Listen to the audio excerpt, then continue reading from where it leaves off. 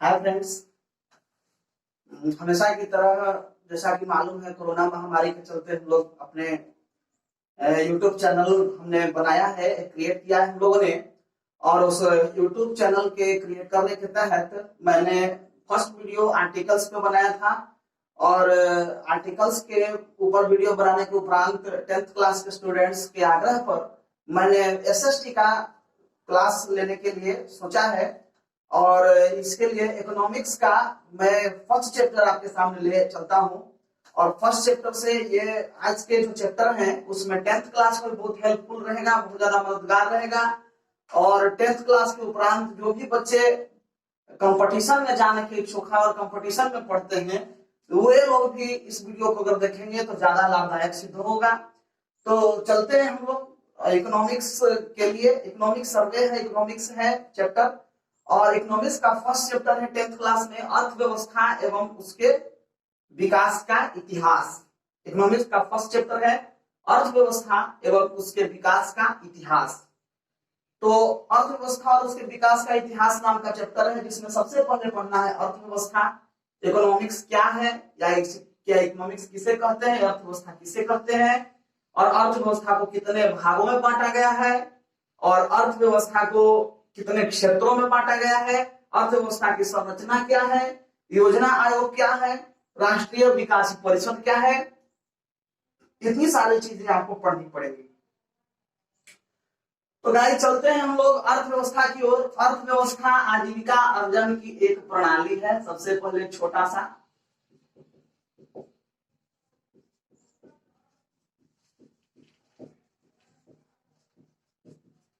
अर्थव्यवस्था आजीविका अर्जन की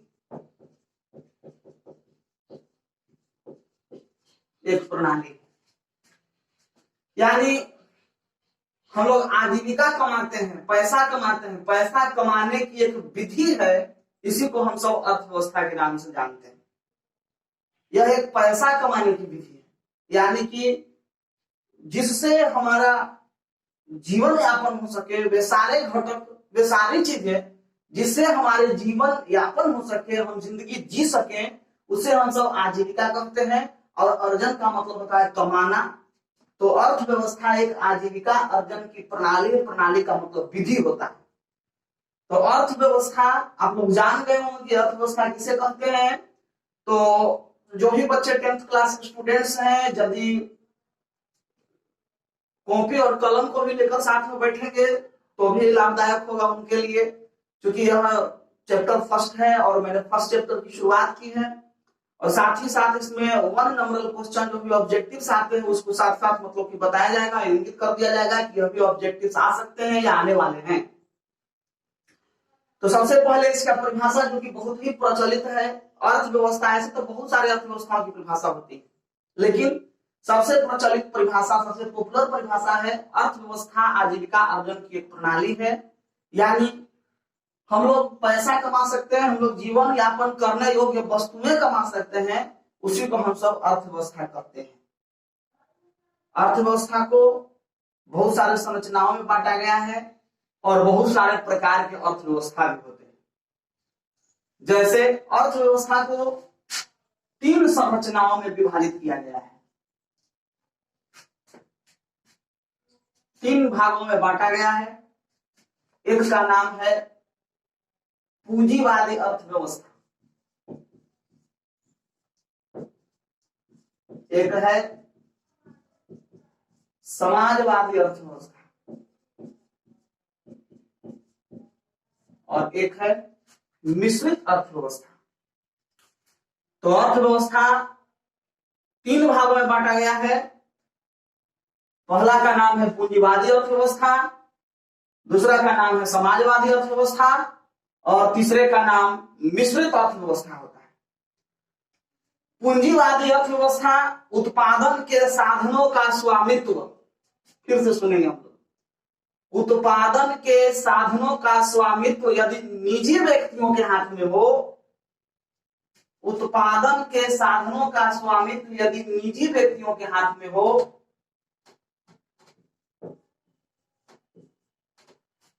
तो पूंजीवादी अर्थव्यवस्था होती है। उत्पादन के साधनों का स्वामित्व तो यदि किसी निजी व्यक्ति के हाथ में हो तो हम लोग उसको पूंजीवादी अर्थव्यवस्था कहते हैं। अमेरिका हो गया, ऑस्ट्रेलिया हो गया, सऊदी अरेबिया हो गया, ऐसे देशों में पूंजीवादी अर्थव्यवस्था है। यानी वहां पर जितने जो उत्पादन होते हैं उसका स्वामी एक निजी व्यक्ति हो सकता है, कोई एक इंडस्ट्रियलिस्ट हो सकता है, कोई उद्योगपति उसका स्वामित्व ग्रहण कर सकता है। ऐसे अर्थव्यवस्था को हम लोग पूंजीवादी अर्थव्यवस्था कहते हैं। उत्पादन के साधनों का स्वामित्व यदि निजी व्यक्तियों के हाथ में हो उसे हम सब पूंजीवादी अर्थव्यवस्था करते हैं। इसके बाद इसका भी उसी प्रकार से है समाजवादी अर्थव्यवस्था। उत्पादन के साधनों का स्वामित्व, फिर से उत्पादन के साधनों का स्वामित्व यदि सरकार के हाथ में हो तो वह समाजवादी अर्थव्यवस्था होती है। उत्पादन के साधनों का स्वामित्व यदि सरकार के पास हो तो वह समाजवादी अर्थव्यवस्था होती है। इससे एक नंबर का क्वेश्चन भी निकल सकता है कि यदि उत्पादन के साधनों का स्वामित्व सरकार के हाथों में हो तो वह कौन सी अर्थव्यवस्था की जाती है, तो आप टिक आउट कीजिएगा समाजवादी अर्थव्यवस्था। यानी उत्पादन के साधनों का स्वामित्व यदि सरकार के हाथों में हो तो वह समाजवादी अर्थव्यवस्था होती है। मिश्रित अर्थव्यवस्था, उत्पादन के साधनों का स्वामित्व सरकार प्लस निजी व्यक्ति।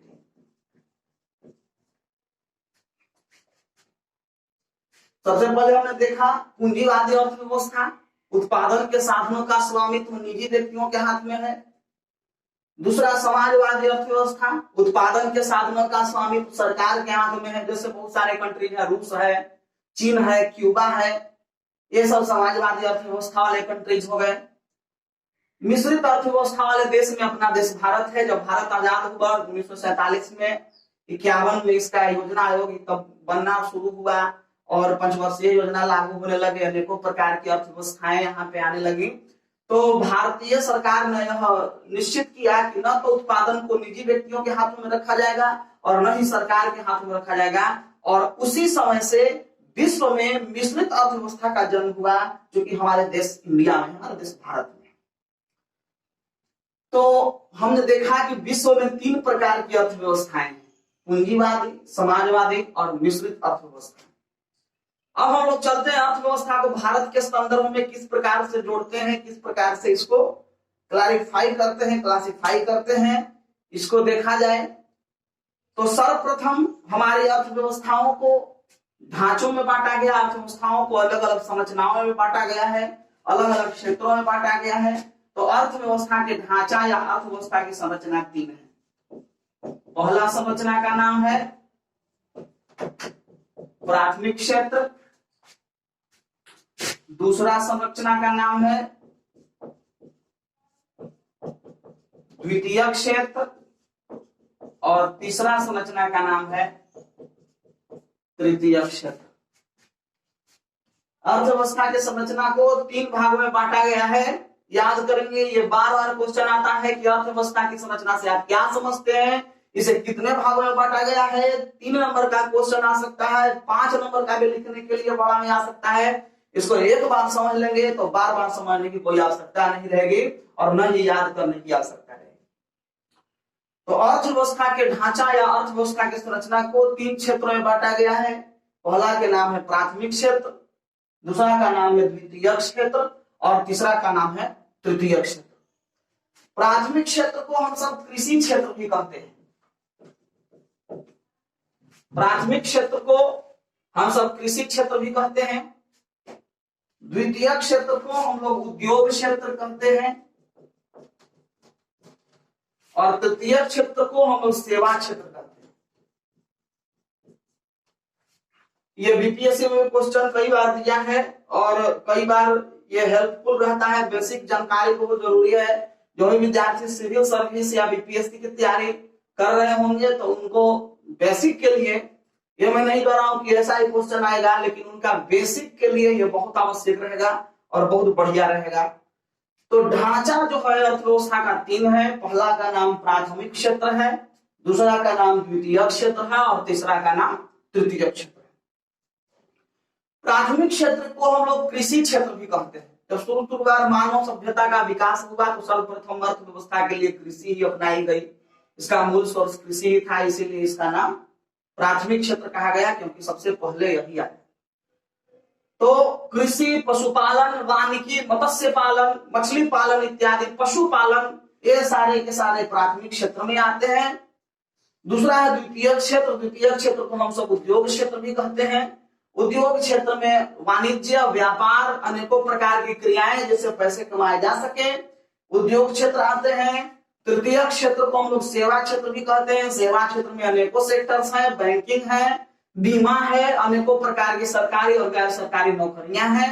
तो इस प्रकार से हम कह सकते हैं कि अर्थव्यवस्था को तीन ढांचा है, अर्थव्यवस्था की ढांचाएं तीन है। इन्हें तीन प्रकार में बांटा गया है, तीन सेक्टर्स में बांटा गया है। इसमें कोई कंफ्यूज ना हो। अर्थव्यवस्था की यदि संरचना पूछेगा तो आप प्राथमिक क्षेत्र, द्वितीय क्षेत्र और तृतीय क्षेत्र बताइएगा। अर्थव्यवस्था का यदि प्रकार पूछेगा तो आप बताएगा पूंजीवादी अर्थव्यवस्था, समाजवादी अर्थव्यवस्था और मिश्रित अर्थव्यवस्था। यह अर्थव्यवस्था की प्रकार है और यह है ढांचा अथवा संरचना। ये बार बार क्वेश्चन पूछेगा कि अर्थव्यवस्था के विभिन्न क्षेत्रों में विवरण को ही अर्थव्यवस्था का संरचना कहा जाता है। अर्थव्यवस्था को अलग अलग क्षेत्रों में बांट दिया गया है, इसी को हम सब अर्थव्यवस्था की संरचना या अर्थव्यवस्था की ढांचा कहते हैं। फिर से इस परिभाषा को देखेंगे। अर्थव्यवस्था को अलग अलग क्षेत्रों में बांटा गया है, इसी को हम लोग अर्थव्यवस्था की संरचना या अर्थव्यवस्था का ढांचा कहते हैं। तो अर्थव्यवस्था के साथ संरचना को तीन क्षेत्रों में बांटा गया है। पहला का नाम प्राथमिक क्षेत्र है, दूसरा का नाम द्वितीयक क्षेत्र है और तीसरा का नाम है तृतीयक क्षेत्र। प्राथमिक क्षेत्र को हम लोग कृषि क्षेत्र के नाम से भी जानेंगे, द्वितीय क्षेत्र को हम सब उद्योग क्षेत्र के भी नाम से जानेंगे और तृतीय क्षेत्र को हम सब सेवा क्षेत्र के भी नाम से जानते हैं। इसके बाद चलते हैं हम लोग योजना आयोग। भारत में अनेकों प्रकार की योजनाएं हैं, अनेकों प्रकार के। अब तो नीति आयोग हो गया है 2015 से, यह भी बताया जाएगा। जनवरी 2015 से हमारे प्रधानमंत्री श्री नरेंद्र दामोदर दास मोदी जी ने योजना आयोग को नीति आयोग नाम बदल करके रख दिया है। लेकिन पहले से 51 में इसका गठन हुआ था, 15 मार्च 1951। बार बार एक क्वेश्चन पूछता है, एक नंबरियन क्वेश्चन है। 15 मार्च 1951 को योजना आयोग का गठन हुआ था। इसका अध्यक्ष प्राइम मिनिस्टर होता है, भारत का प्रधानमंत्री होते हैं। योजना आयोग का अध्यक्ष होते हैं भारत का प्रधानमंत्री, योजना आयोग के अध्यक्ष होते हैं। इसका गठन, योजना आयोग हमेशा योजनाएं बनाने का कार्य करता है। एक वार्षिक और पंचवर्षीय योजनाओं को, भारत की सबसे बड़ी योजना पंचवर्षीय योजना होती है। तो योजना आयोग को योजना बनाने का काम दिया जाता है। कोई एक फैमिली है, कोई एक परिवार है, तो उसको चलाने के लिए अनेकों प्रकार की योजनाएं, अनेकों प्रकार के स्कीम्स आते हैं। उसी तरह से भारत नाम का एक देश, एक बड़ा सा परिवार है, एक बड़ा सा फैमिली है। उस परिवार को चलाने के लिए, उस फैमिली को चलाने के लिए एक बड़ा योजना बनाने की आवश्यकता होती है। तो एक उपाध्यक्ष होता है और एक अध्यक्ष होता है। उपाध्यक्ष को पता नहीं रहता है, उपाध्यक्ष कोई सीनियर आईएएस अधिकारी होता है, सीनियर कोई आईएएस अधिकारी होता है उपाध्यक्ष जो होता है। लेकिन भारत के योजना आयोग का अध्यक्ष प्राइम मिनिस्टर यानी प्रधानमंत्री होता है। प्रथम पंचवर्षीय योजना, मैंने बताया था योजना आयोग का गठन 15 मार्च 1950 को हुआ था और प्रथम पंचवर्षीय योजना, बार बार एक क्वेश्चन आया है, प्रथम पंचवर्षीय योजना 1950 से 1955 तक था। 1950 से 1955 तक इसका प्रथम पंचवर्षीय योजना चला। द्वितीय पंचवर्षीय योजना 55 और 5 59 तक चलेगा। तृतीय पंचवर्षीय योजना 59 से लेकर के कितना 64 तक चलेगा। 64 के बाद 65 में युद्ध हुआ, जिसके कारण योजना नहीं बन सकी। 1965 में भारत और पाक युद्ध हुआ था, जिसके कारण 66 में 1 वर्षीय योजना, 67 में भी 1 वर्षीय योजना चलाई गई, 68 में भी 1 वर्षीय योजना चलाई गई, 69 में भी एक 67 टू 67 1 वर्षीय, 1966 टू 67, 1967 टू 68, 1968 टू 1969, ये तीनों योजनाएं पंचवर्षीय न होकर के 1 वर्षीय योजना थे। बार बार क्वेश्चन आएगा, प्रथम पंचवर्षीय योजना कब से कब तक? 1950 से 55 तक। बार बार 5-5 साल जोड़ते जाएंगे, तो 1955 से 55 और फिर से 5 जोड़ेंगे तो 55 और 5 60 हो जाएगा, 60 और 5 जोड़ेंगे तो 65 हो जाएगा। 65 के बाद पंचवर्षीय योजना नहीं लागू हुआ, क्योंकि प्रथम पंचवर्षीय योजना तो 55 तक, 55 से फिर 60, 60 से 65, उसके बाद फिर 65 में युद्ध हुआ। 65 में युद्ध होने के कारण 66 से पंचवर्षीय योजना लागू नहीं हुआ। 66 से 67 1 वर्षीय योजनाएं लागू होने लगी, 67 से 68 1 वर्षीय, 68 से 69 1 वर्षीय योजनाएं लागू होने लगी। इतना ज्यादा तो डेप्थ में नहीं पूछता है, लेकिन मैं उन विद्यार्थियों को बता दूं जो विद्यार्थी कंपटीशन की तैयारी कर रहे हैं, जो जॉब के लिए सिविल सर्विसेज की तैयारी कर रहे होंगे, तो ये एक बेसिक नॉलेज है कि 3 वार्षिक योजनाओं के उपरांत फिर से पंचवर्षीय योजना, चौथी पंचवर्षीय योजना 1969 से शुरू हुआ। 1969 से शुरू हुआ चौथी पंचवर्षीय योजना 1969 से शुरू हुई। ये बार बार याद करने योग्य बात है। चौथी पंचवर्षीय योजना 1969 से शुरू हुई। भारत पाक युद्ध के कारण अनेकों उथल पथल होने के कारण तृतीय पंचवर्षीय योजना के बाद 65 में युद्ध होने के बाद 66 से 67 1 वर्षीय, 67 से 68 1 वर्षीय, 68 से 69 1 वर्षीय योजनाएं शुरू हुई, और उसके बाद फिर चौथी जो पंचवर्षीय योजना आई वह 1969 से आई। 1969 से लेकर के 74 तक यह योजनाएं रही, और उसके बाद आगे भी हर एक बार पंचवर्षीय योजनाएं बदलती रही। उसके बाद आया 2015, तो सबसे पहले हमारे जो प्राइम मिनिस्टर नरेंद्र दामोदर दास जो मोदी थे, उन्होंने बार बार इसको बदलने का प्रयास किया, और यह योजना पुनः नीति आयोग के नाम से, यह जो योजना आयोग थी यह नीति आयोग के नाम से जाना गया। योजना आयोग को ही नाम दिया गया नीति आयोग, और इसका भी अध्यक्ष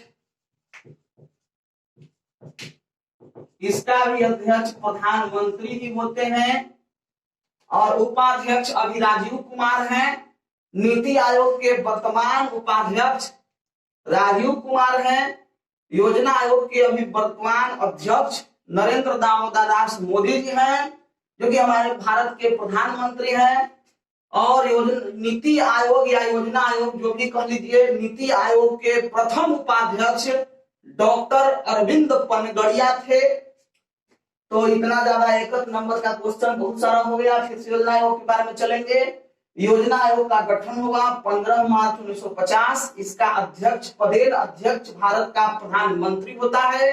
इसका उपाध्यक्ष एक वरिष्ठ सिविल सेवक होता है, एक वरिष्ठ IAS अधिकारी होता है।